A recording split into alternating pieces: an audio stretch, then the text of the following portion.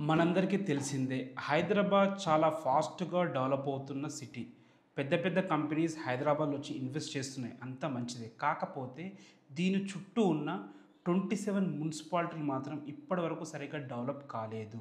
Actually 7 years బ్యాకే ఈ జీహెచ్ఎంసీలో విలీనం కావడానికి ఈ 27 మున్సిపాలిటీలకి పర్మిషన్ వచ్చింది. కానీ ఇప్పటి వరకు విలీనం కాలేకపోయాయి. ఈ 27 మున్సిపాలిటీల పరిస్థితి ఎలా ఉందంటే కనీస సౌకర్యాలు లేవు. ఎందుకంటే ఫండ్స్ లేవు కాబట్టి. ఈ ఫండ్స్ లేకపోవడం వల్ల మినిమమ్ సౌకర్యాలైన రోడ్లు గానీ, డ్రైనేజ్ గానీ, పార్కులు గానీ చేపట్టలేకపోతున్నారు. ఇదే కాదు జీహెచ్ఎంసీ కూడా లాస్‌లో ఉంది.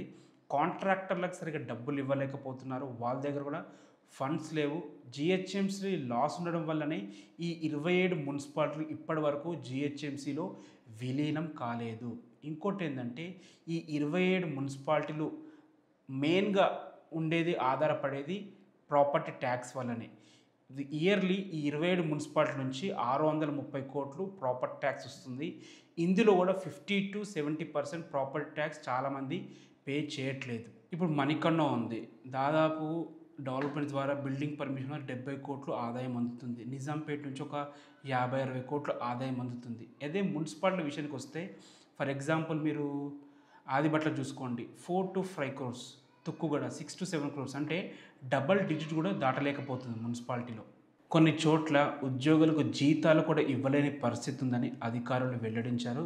అదేవిధంగా కొన్ని ఏరియాస్‌లో అంటే మినిమమ్ డెవలప్‌మెంట్స్ ఫండ్స్ లేక రోడ్స్ గానీ, పార్కులు గానీ చేయలేకపోతున్నారు. అందుకే వాటిని కొత్త మున్సిపాలిటీగా ప్రకటించారని చెప్పేసి మాజీ కమిషనర్ ఒకరు వెల్లడించారు. అయితే ఈ 27 మున్సిపాలిటీలు జీహెచ్ఎంసీలో కలవాలంటే ఇంకా చాలా టైం పడుతుంది నా ఒపీనియన్. ఎందుకంటే గవర్నమెంట్ నుంచి కరెక్ట్ రూట్ మ్యాప్ ఫండ్స్ ఉంటే తప్ప ఇది ఇంపాసిబుల్ అది. ప్రెజెంట్ అయితే జీహెచ్ఎంసీ వేరు, మున్సిపాలిటీ వేరుగా పనిచేయాల్సిందే. మొత్తానికైతే రీసెంట్‌గా విలీనం చేస్తున్నామని చెప్పి గవర్నమెంట్ నుంచి ఒక ఆర్డర్ అయితే పాస్ చేశారు. కానీ ఇప్పటి వరకు 7 ఇయర్స్ బ్యాక్ వచ్చింది కదా! ఇప్పటివరకు ఎందుకు విలీనం జరగలేదు? దీనికి మెయిన్ రీజన్ జీహెచ్ఎంసీ స్వతహాగా లాస్‌లో ఉండటమే. కాంట్రాక్టర్లు కూడా సరిగ్గా డబ్బులు ఇవ్వలేకపోతున్నారు. అదే మెయిన్ రీజన్. ఇప్పుడన్నా దీన్ని కలుపుతారా లేదా? ఇందులో మీ ఒపీనియన్ ఏంటి? తప్పకుండా కామెంట్ చేయండి. ఏదైనా తప్పులుంటే మన్నించండి. Thanks for watching. This is Ranjith Kumar.